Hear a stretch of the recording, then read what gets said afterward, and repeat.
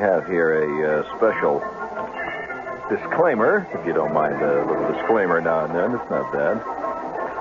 Especially if you use barbecue sauce on it. But we have a special disclaimer here tonight, which is to the effect that the following program is an exceedingly bad taste. And for the squeamish who may be among us, George, don't tell me there's some squeamish still left. I like mine poured over the baked potatoes there, a little squeamish. Bring it up there a little bit there. For the squeamish among us, you'll find that right down on the dial here, about 15 or 20 notches, they're playing a salute to Julie Andrews. I think you'll like that. God only knows why, but you'll like it. That is, if you're truly squeamish. So, nevertheless, we thought we'd give you that disclaimer so that you don't have any misapprehensions about what is likely to follow. By the way, this does not represent the views of the management, nor of the speaker, nor anybody connected with the program. It kind of covers it, doesn't it, gang? George, yes, this is Uncle Wiggly here, and I do really wish to say that to you, that for those of you who are squeamish tonight, there's an exceedingly bad taste show. Of course, this happens as we get more and more into summertime. It's a thing that has been noted among certain sociologists and behavioral psychologists that as man gets closer and closer to the tropical climes, he tends to get looser and looser. And, well, you know what it's like. Heaven's sakes, you're in it with me together here. So don't come on and try to pretend that you're innocent, friend. Hey, wouldn't it be great if you were innocent? Wouldn't that be something? I mean, can you imagine how it would feel to be innocent? It must be... I don't know. Personally, I'm convinced that I was born deeply sullied. And I've often talked to my mother about that. She denies any responsibility. However, it must be just, the general ambience. General ambience. Is he on trial, too? So before we get any further, I would, to clear up some problems that have occurred from time to time on the show in the past couple of months, it seems that I left a couple of loose ends hanging around. And by the way, if you have a loose end out there, friend, I wouldn't stray too far from home.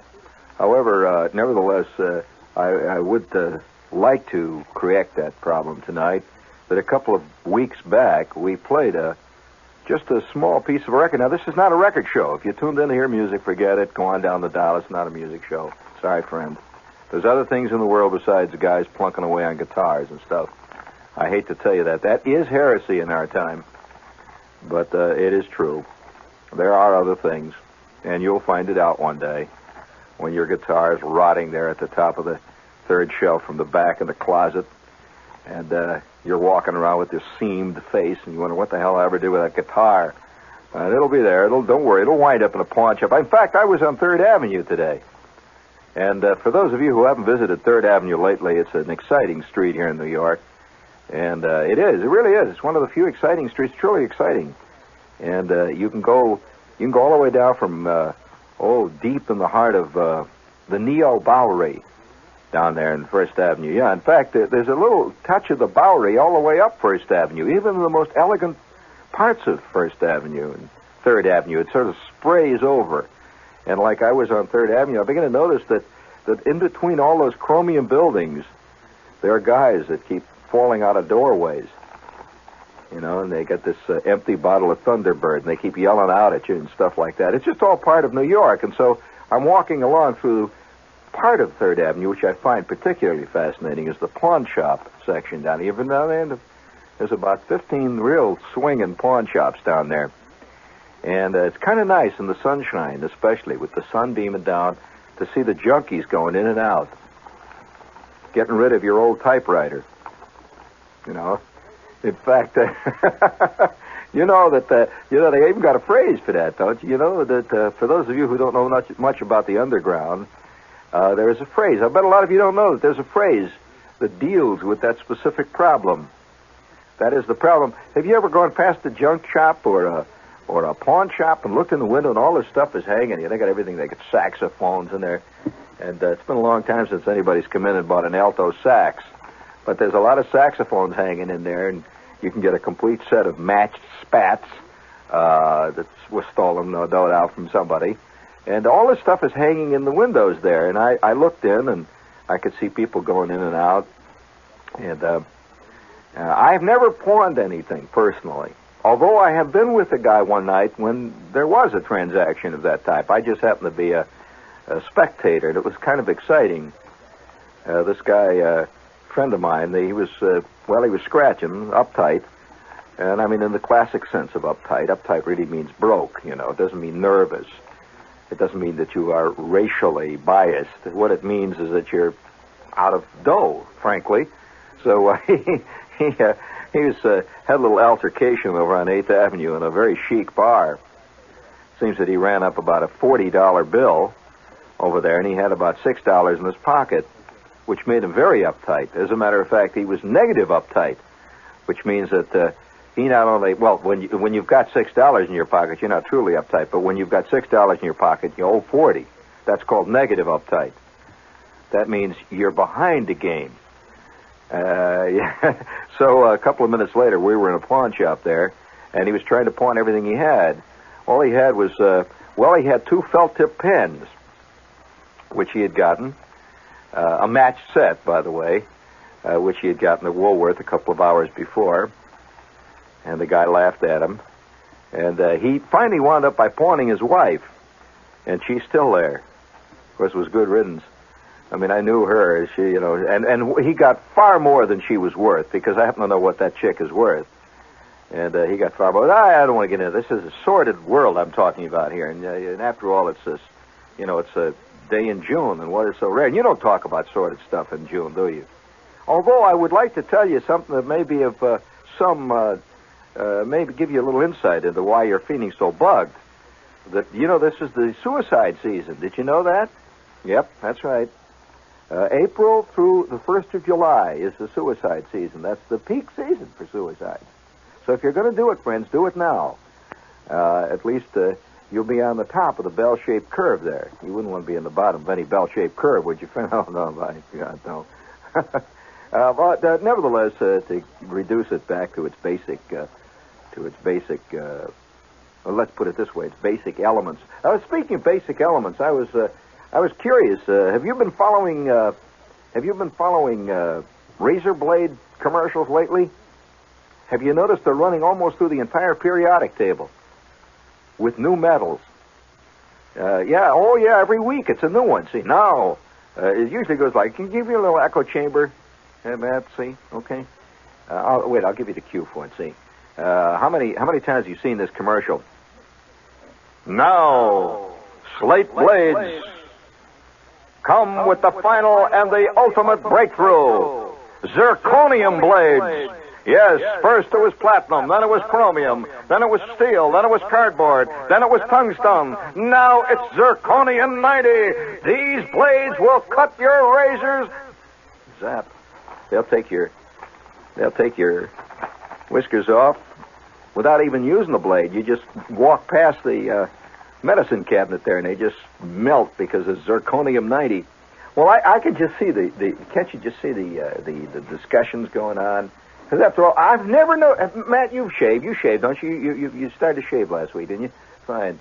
Yeah, we had a little celebration here. We went through a futility rite. No, it's a fertility. I'm sorry, it's a fertility rite.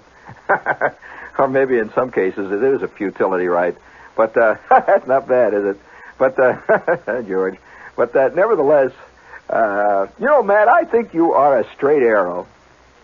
I really do, and I admire straight arrows. I do. But nevertheless, you've gone through this blade thing. You do shave. You use blades? All right. You've tried all kinds of blades. You know, they keep advertising them. And have you noticed any appreciable actual difference on your jowls with the various types of blades, the new magic blades? That's right. I've noticed the same, too. It's the same old problem. A couple of days you shave, and it's the same problem. You got John paper all over your chin, you know, and there's a thin foam of blood that you see trickling down the mirror and all. And you very quickly forget that you're using the new magic blade with zirconium 90 in it. And so then you have to search for another. I think one of man's great search, one of man's, and this is almost exclusively a male thing. I hate to say this to you, Betty Friedan, but one of man's real true problems is the search for the ultimate razor blade. And so it is. It's a true search, like Ahab. And, searching for the white whale. And so you search and search and search. And they've gone through all half of the periodic table. You know what the periodic table is? Good. Has nothing to do with birth control, friends. We're talking about something very, very much more complicated than that. Much more. And we used to have, when I was taking chemistry, kind of basic, I took chemistry, inorganic chemistry. And then I took organic chemistry, and it never took. I took it 2 years of chemistry, and I still can't quite remember what salt is. And all I know is, you put it on there, and that's it. That makes things taste salty. Now, isn't it Na something? Yeah. Yeah, that's right, by George. I remember Na, yeah. Old N.A. Dockweiler used to work upstairs on the 28th floor. I'll never forget him. But nevertheless, his nickname was Sodium. But what a terrible show I'm doing tonight. But nevertheless, the problem here, I can see it now. These guys are sitting around, the boardroom, one of these big dynamic razor blade companies, and they're up against a stone wall. The company's been in business, for 75 years, 150 years. This is the company that provided the cannons for the Whiskey Rebellion. They go all the way back to that one. And so here they're sitting out, they're up against a brick wall because their dreaded rival, their hated rival, has just come out with these blades which are sweeping the country. Have you noticed every couple of months there's a blade that sweeps the country? Guys run out like mad, and they buy them. And there's even signs on these little discount stores. Yes, we got them. Clout blades. With and the guys run in, they buy these things. And it's like the woman's eternal search for the perfect deodorant. That's a lady search. Man's search is for the perfect razor blade, and of course, this gives a wide open field for any and all charlatans. But I can see this meeting. These guys are up against a brick wall now. They're the guys that brought out Zirconium 90, and it swept the industry. And along comes their hated rival, and he brings out something called Marzolite 12, and that sweeps the business. And now they've worked their way all the way through the metals in the periodic table. And they're sitting there up against a brick wall. And C.G. Bullard, sitting at the head of the counter, the head of the table, says, "Men, we've got to have an idea. What with the beards getting more popular? What with guys growing mustaches? You know what's going to happen to us? The same thing happened to the barbers, right? What happened to the barbers? Yeah, they're all working out on Queens Boulevard in the used car lots now. That's where they're working. Now, we've got to have an idea." And I can just see the guy down at the end says, "Hey, I got one. Don't laugh at me. I got an idea, J.D. And here it is. Now, look, we work our way through all the metals, the common metals, right? Iron, brass, steel. We come out with a new aluminum blade, the one that bends. Every time you use it on your whiskers, that was good for a while. We've tried everything. One thing we haven't used, the rare gases. How about a blade made of pure argon? So subtle, so soft, that you can't even see it. We'll be able to sell these guys nothing but empty boxes. The new Argon 12 blade. And then after that, we can follow it up with a neon blade. After that, we can... Oh, there's no end to the rare gases.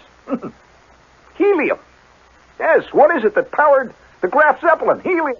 We'll sell that. And it'll happen. And by George, I see the day. I see the day. Hello, it's all right. You look very nervous in there. It's a very busy studio. Now, you see why we didn't have other people in there? Constantly give and take. Speaking of give and take, it is time now, friends, for me to give and you to take. I mean, you're getting this show for nothing, so we might as well give you a commercial. Hit it there. Yes, sir. That was very good. Thank you, man. That's nice. A little variation on the theme there. If you're looking for a lot of car value, friends, listen to this one. Your Plymouth dealers of New York, New Jersey, Fairfield County are coming through with specially equipped Fury V8s. Oh, boy, are they mad. And Plymouth Scamps. They're so cute. With the automatic transmission at no extra price. Actually equipped.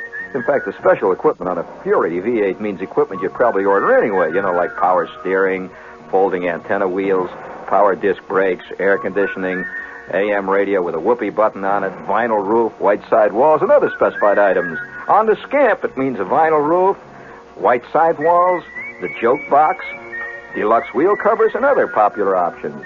So that's why Plymouth sales for New York, New Jersey, and Fairfield County, and all those Plymouth dealers are up 26% over last year. And last year, oh, I'll tell you, they went ape last year. So see your Plymouth dealer now. He'll come through for you. This guy's accommodating. Hello, Tess. Very good. Okay, now, last year, yeah, it was nice. Very good. A car called a Scamp. That's nice. Wait till they come out with a whoopee lout, for guys with sloping foreheads. All right, that's enough. Enough. We don't want to encourage him too much. Now, the point that I was trying to make here, very circuitously, is this. That about 6 or 7 weeks ago, I was wandering around through Woolworths over here on Times Square. See, whenever to me, this is a breath of fresh air and true honesty to walk through Woolworths. There's no airs in Woolworths. Nothing.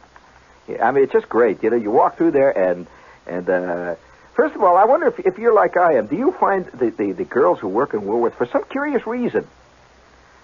Yes, that's right. I don't know what it is about them. I don't know. It's just there. They're all like human walking cakes of yeast with feet, Oh, sensuality is just rampant there. Do you feel that over there? I do. It's just terrible. So I go through there once in a while to refresh my head. See, I walk through the Woolworths there to get down there and especially walk around the notions department there and all those great departments. And I go down to the hardware department. Oh, wow, boy, I tell you, there's a girl down there in the hardware department in one of the Woolworths here in town that makes Sophia Loren look like a brownie. The kind that you buy the cookies from. Oh, she's something. So, anyway, I walk around in this place, and I like to smell. All Woolworths, all dime stores smell the same. They have a I don't know, I suspect that if there was a real smart perfume company that wanted to turn out a real aphrodisiac, they could turn out a perfume that is faintly aromatic of Woolworths on Saturday night. And especially if this is sprayed on a very elegant girl, it gives that nice, that nice little touch of the true earth, which all men are really secretly lusting for. Touch of the true earth, a girl who walks with sand between her toes. But sorry. Nevertheless, I told you it was in bad taste. You came here. I warned you. Now, don't get mad. Crying out loud, what kind of a slum? Well, all right. But nevertheless, I'm walking through Woolworths, and I go back in the record department. This is where you really see it. All the guys with the black shades walking around the Woolworths on Times Square, walking around back there. And they've got this big box of records. It says, these records, 12 cents to 99 cents. And this is where you get some really ripe stuff. So I'm looking through this box, and I came across this record. And it was a moment of trauma. A true collector's item, at least as far as I'm concerned. And, I vibrated. It's the only one there. 99 cents. It was the top price there, too. Ranged from 12 cents to 99 cents was the top price, which made it feel kind of good. I felt a little good about that. A true collector's item. Now, I'll warn you right off the bat, it's terrible music. Doesn't have anything to do with the music on it. Nothing to do with the music. So would you please play a little cut of that, Matt? Thank you, please. As you can see, the music is rotten. Terrible, terrible. Ain't that awful? Well, now, wait a minute. It's supposed to be sardonic. In other words, this is tongue-in-cheek music. What does it sound like to you? Now, how many times have you heard this kind of music on these cheesy little TV commercials that show up about 4 o'clock in the morning on these slum channels, way down at the end of the dial there where they have these movies that were dubbed out of Greek subtitles and shot underwater. The Steve Reeves Hour comes on every couple of weeks there. He's always playing Hercules.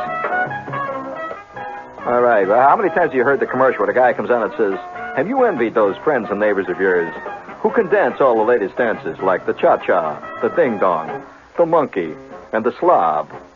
Yes. You, too, can dance just the way this man and this woman are dancing. Be the envy of all your friends. Make new friends.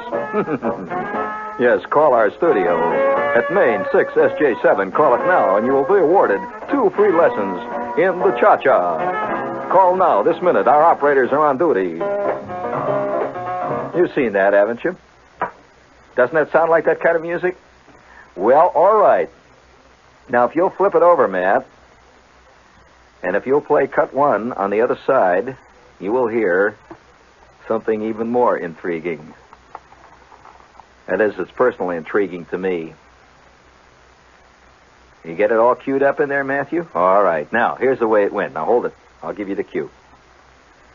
It was always a dramatic moment that at this moment, the lights would get kind of... It was a color film. See, the lights would get kind of blue, and the spots would narrow and focus on a doorway.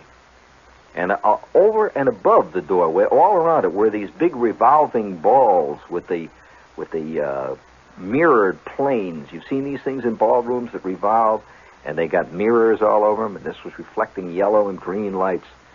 And the camera would move in sort of on this door, and you'd see this big spotlight get narrow, and then all of a sudden this music would start.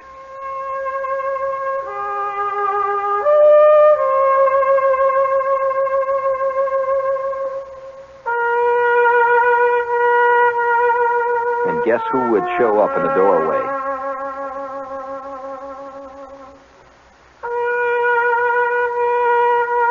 That's right. Believe it or not, that is, I'll just explain to you what that is. That's so don't write and tell me that, oh, I see why you think that's a great record. That's Aki Spingarn on the horn there. No. You know why that's a true collector's item, Steve? You just walked in. No, it is. If you don't, all right, pick up the record album cover. Show it to him.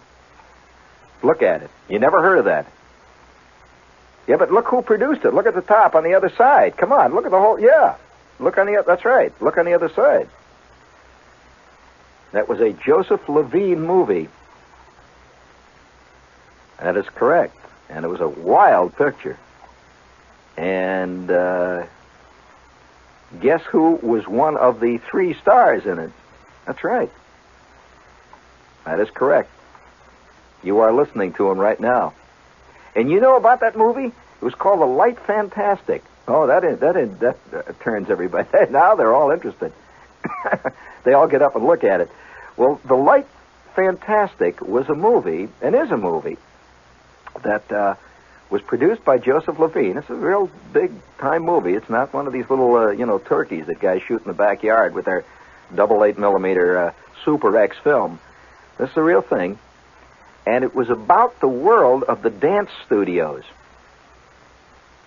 And I was the manager of a 6th Avenue dance studio that was selling lifetime cha-cha lessons. Now, curiously enough, you would think it's a funny movie. No, it wasn't. It was a sardonic movie. Oh, no, it wasn't funny. It was a very sardonic look at this world, see? And my job... Now, see, when I would show up, see, this was my theme. Every character in the movie had a theme.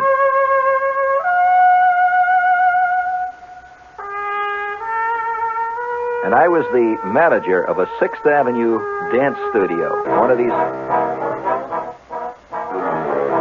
One of these dance studios, you see over these cheesy drugstores right there in the heart of the porny belt.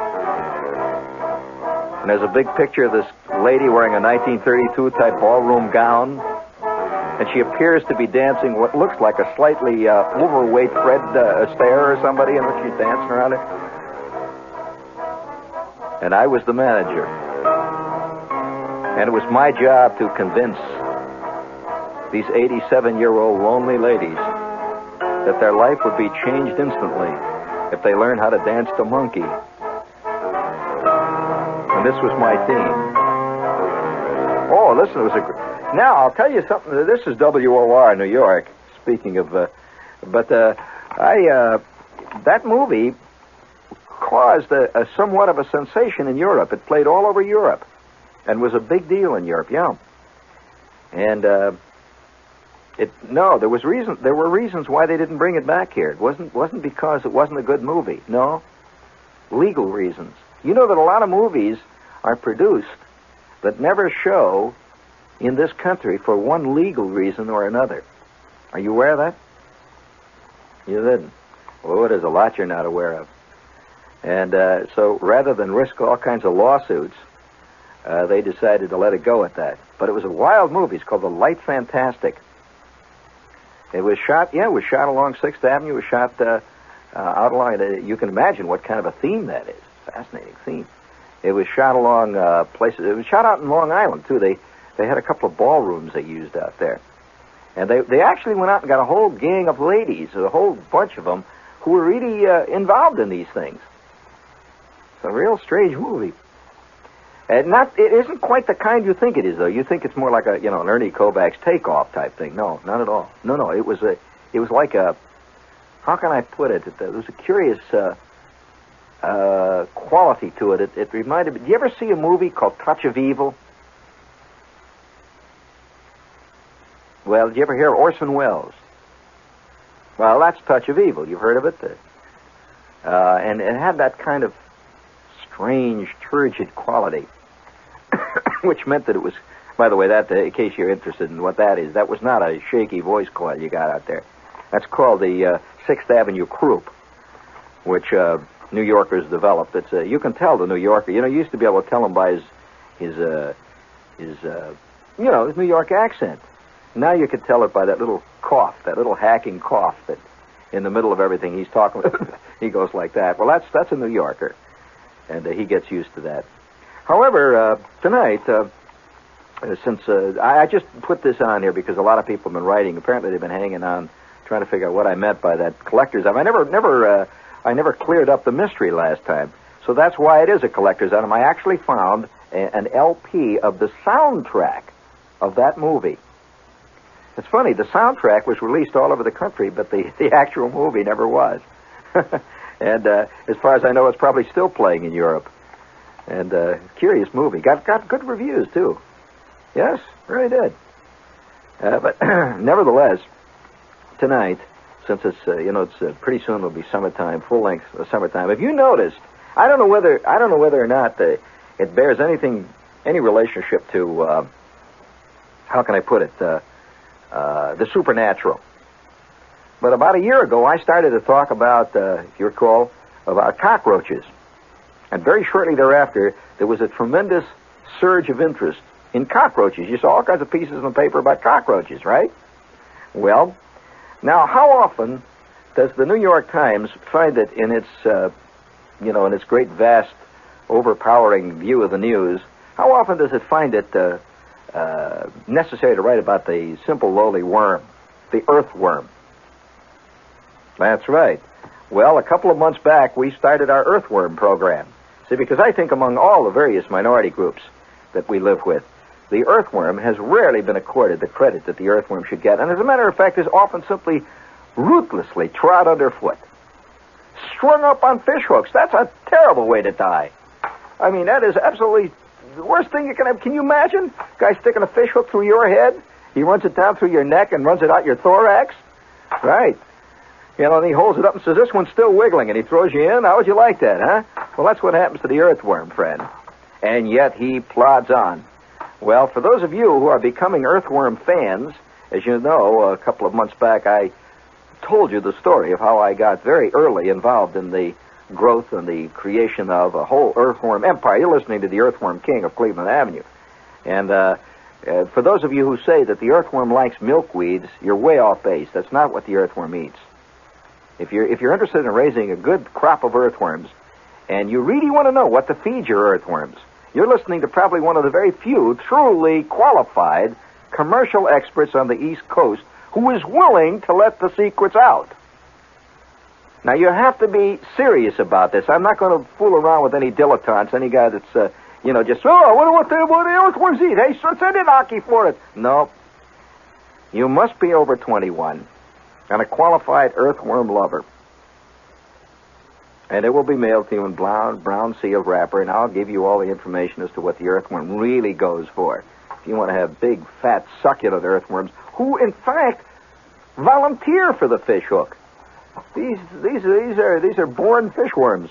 I'd like to read you a piece that just appeared in the newspaper here. One of the papers. Let's see. It's the Asbury Park Sunday Press.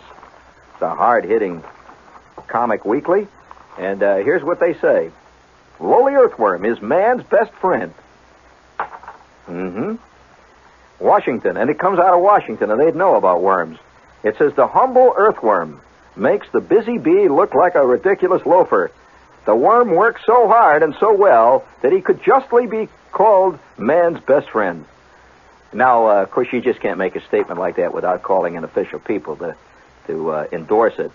So, no less a scientist than Charles Darwin wrote, and we are quoting Mr. Darwin here. By the way, he had stomach trouble all of his life. To be honest, it wasn't stomach trouble, actually. It was a little more basic than that. He had a terrible time, mostly. Anyway, he says, it may be doubted if there are any other animals which have played such an important part in the history of the world as these lowly organized creatures. Now, you can see why he was always controversial. Darwin still is, matter of fact. You mentioned Darwin in certain parts of the country here, and you're going to get a fist fight going right now. In fact, a lot of places right here in New York City. As a soil creator, conditioner, and preserver, the earthworm has no rivals. Tirelessly boring through the ground, an earthworm eats its weight in organic matter and mineral soil every 24 hours. It takes in leaves, grass, stems, dead insects, animals, larvae, and all of it. It just eats its way through the earth. Solidly.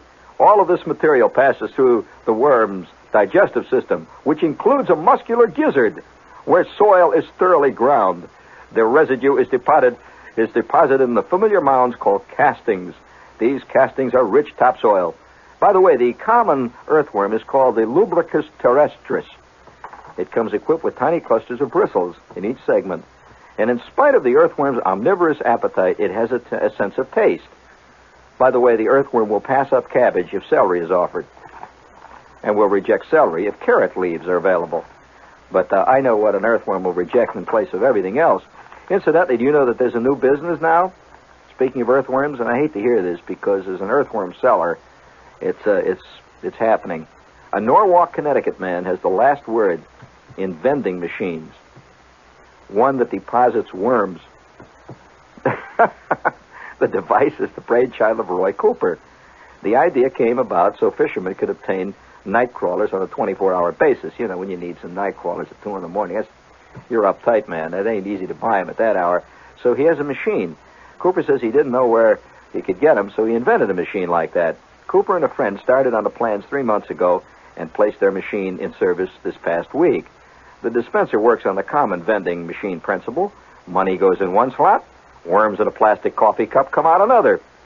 That's a kind of a groovy-looking machine. It kind of looks good. He says, the worms usually sell for 40 cents a dozen, but we're selling 15 or 16 worms for 50 cents.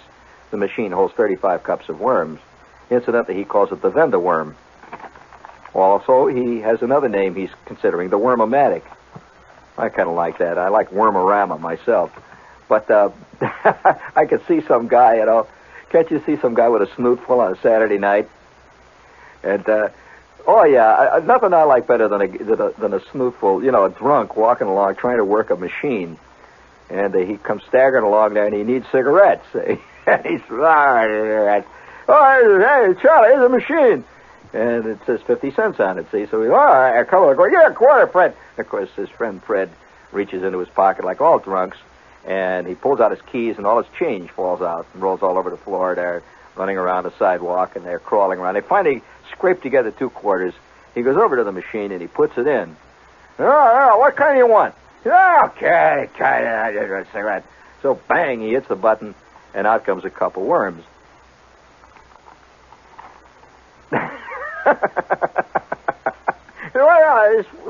It's a worm, man. Look at that. He says, no, come on. And the next thing you know, they're going down the street smoking worms. They figure they're so drunk that the cigarettes just look wiggly. But that's 6 of one, half does the other. I'll tell you this though, personally, vending machines. I have a great sense of respect and trepidation about them, because one of the most embarrassing things I ever saw happen with. In fact, I had a terrible thing. 2 wild things happening with vending machines, which have forever left me scarred somewhat. Yes, that's true. Well, I'll tell you, one of them happened in a department store. And I was 5 or maybe 9. I had this kid brother who was about 2 years younger. He's 7. And we're supposed to wait by the elevator. My mother says, I'll be right down. Wait by the elevator and don't go away. So we're standing by the elevator in this big department store right in the middle of Chicago, 15 stories, escalators, the whole bit. And next to the elevator, they had a candy machine. Big kind, Hershey bars, Babe Ruths, Butterfingers, all that stuff. And we're standing there and looking at the machine. Neither one of us had any money. Now, how many of you have the secret habit of always trying every machine you're near? You pull every knob to see what's going to happen. Did you ever have anything come out? Yeah, that's right. You did, didn't you? It's kind of a great feeling. You pull it, like, going, out it comes.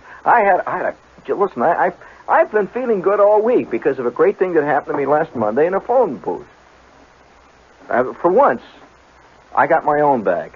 I put a dime in the machine, in the phone, and I dialed, and I got this busy signal, which kind of surprised me. The phone was working. And just the idea that it worked was good enough, and I felt kind of good about that. And the button up at the top that says coin return, press? I have never had one of those actually work. I think they're just a fake button. It's a placebo. What is it, a placebo? It is a placebo. And I think the phone companies put that up there to take your anger out. So you keep pressing the button, and somehow the more you press it, the better you feel. At least you're doing something about it, You press the button, and of course what that does is lights a red light down at Central. If you keep pressing it long enough, a cop shows up and taps on the thing, says, out, buddy. Vandalism, that's called. And so I press the button. I just press it. I'm mad. I want my dime back. So I press the button, and there's a click in there. 8 dimes came out. 8 dimes came out. Well, of course, I called the operator, and I told her immediately that I was going to all put them right back in the machine. That's what I did. Yes, indeed. Yes, you can bet I did that. Listen, I'll tell you, there's 3 ex-vice presidents of the phone company who have retired in the last year alone on dimes that I have lost in slots in New York. I mean, it just must be fantastic. I mean, the amount of extra dough they get that way. So nevertheless, I'm standing next to this candy machine with my kid brother. Now, Randy had a very skinny hand. He was little. He was 7. He was very skinny. So he sticks his hand, the bottom, that tray where the candy bar comes out of, he sticks his hand up into this candy machine. So he's reaching up in there. And nobody's paying any attention. It was one of these big dollar-a-day sales. There's 28 million ladies running back and forth and hitting each other with umbrellas and stuff. And he's got his hand up in the machine. So he's going like that. I said, can you feel anything, Randy? He said, yeah, there's something in there. I said, well, reach up higher, here. So he's got his elbow. He's all the way up to his elbow now. When all of a sudden, something inside the machine goes, dunk. 34 Baby Ruths come sliding out. He hit the button in there, and it just came out, blah, like that. Well, a large gentleman wearing a chrysanthemum in his buttonhole, the floor walker, immediately descends on us, zap. And we're caught with the goods. We have about 25 Baby Ruth bars between the two of us. We got a whole handful of them. And he held us incommunicado. And our mother showed up. Very embarrassing. There we stood. So ever since that time, I've been a little worried about these things. Although, I must say, being a true 20th century technological man, I continually go back for more. I continually do this. No, we're really strange people, We're slaves of the machine, even though we'd like to put it down. We are. There's something about the machine. And one of the worst moments I ever had with the machine was when I was a mail boy. And I'm delivering mail in the steel mill. And, it's a kind of a kind of a groovy job. I really liked it, running around the steel mill, up and down. And we had one route, or route, if you prefer, called the city office route. Now, the city office was the main office in Chicago.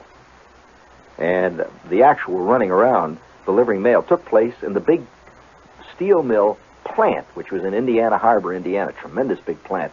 And once every 8 weeks, you would be assigned to the city office, which really meant that all you did was to take 2 trips to Chicago with a sealed, locked bag beside you.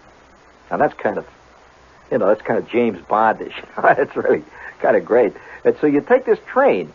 It was a big interurban, the South Shore, which is a big, fast electric train. And on that particular day, you couldn't wear what you ordinarily wore in the mill, which is corduroy, work shoes, and all that jazz. You had to wear your suit because you were going into the city office, which was in a huge bank building on LaSalle Street in Chicago, just about like Wall Street here in New York. And that was very elegant. And, man, those guys were kind of mythical to us. We'd hear about the front office and those names, that big names like J.P. Morgan, John D. Rockefeller. I mean, very official names. So on this particular tragic day, I like to play it up big, too, when I go to the city office. I'd walk in with my suit. See, I had for my 8th grade graduation, I still had that suit. Came down to just a little below my knees. And by that time, it had linoleum patches on the elbows. So this big day, I ride in on the train. I'm sitting there feeling like a big-time type. I'm going into Chicago, and I've got this bag next to me with all the big orders. It's all sealed. It's got a lock on it. And I get in the elevator. This is a building made entirely out of marble. And I take the elevator up to the 23rd floor, which was the executive offices. Now, I had 4 stops to make. One was the orders office, like the sales office. Another was the what they call the controller's office, where you deliver these little blue slips and stuff. But the big trip was up to the executive suite. This was it, man. I mean, it was so elegant that they had these thick, rich Bigelow carpets on the floors everywhere. And you could smell money. You walk out there, smell power. And you'd look out of the windows and you could see the lake stretching all the way to the Canadian border. And a fantastic view of the lake and all of Chicago. And this is where the big men walked. And they had one office that was kind of like a combined reception office, and that had some beautiful girls sitting in there with pink telephones and mysterious-looking doors with men's names on it. And it was all marble everywhere. And I walk up to this office where I'm to deliver in person my special bag of special hot items. It's locked to my wrist. They even had the thing, with a little... have you ever seen those diplomatic pouches? You ever worn one? Yes, they lock it to your wrist. And I don't know what was in that thing. They never told me. But I suspect it was thousands and thousands. We were all bonded. I suspect it was thousands of dollars of various types of negotiable things, because it was locked right to my wrist. I'm feeling very official. So I walk up to the girl and I said, is Mr. Kluverman in? I delivered to him personally. He was the executive secretary to God himself. Mr. Kluverman here? She says, one moment, please. So she presses a button. She said, kids here again. And there's another pause. Send them in about 5 minutes. I'm busy. So I walk straight and elegant, playing it big. Because somehow you feel like the frontline troops. You have come back from the mill. And to these people, the mill was like the combat zone. To guys who are working way back someplace in Fort Dix somewhere. It's another kind of soldier. I've often wondered what they think of the soap factory over here at the Lever Brother plant. You imagine some guy shows up actually from the soap factory, and he smells like rancid coconut oil and all that stuff, and I bet they wouldn't even let him in to the Lever house over there, see? So here I am, I'm back from with that look of the combat soldiers. I'm walking around looking very enigmatic. The hell I've seen around the blast furnace. And these girls are looking at me. He's from the plant, he's from the mill. He's seen it. My God, the hell he's seen. So I'm playing it cool. And I've got this big leather thing strapped to my wrist. I walk casually along this beautiful marble hallway waiting for Mr. Gooberman to call me in. And I see a Coke machine up against the wall. You know, the kind that says, press this button if you want ice? The kind with the little cups? So I play it cool, you know. I reach in my pocket, and I take out a dime. I'm going to have a Coke. So I put the dime in a slot, press the thing. There's a pause. You know how those machines go, down comes the cup, dunk. And then the Coke starts pouring out. You know, cuts off, plump, down comes the ice. I reach in and I take my ice-cold Coca-Cola in the paper cup. I just take one sip of it. Just as I start to sip, the machine goes by itself, dunk, down comes another cup. It starts to pour. Well, here I am, the Coke there. See, so I reach down, I take the other Coke out of it. Now I got two Cokes in my hand.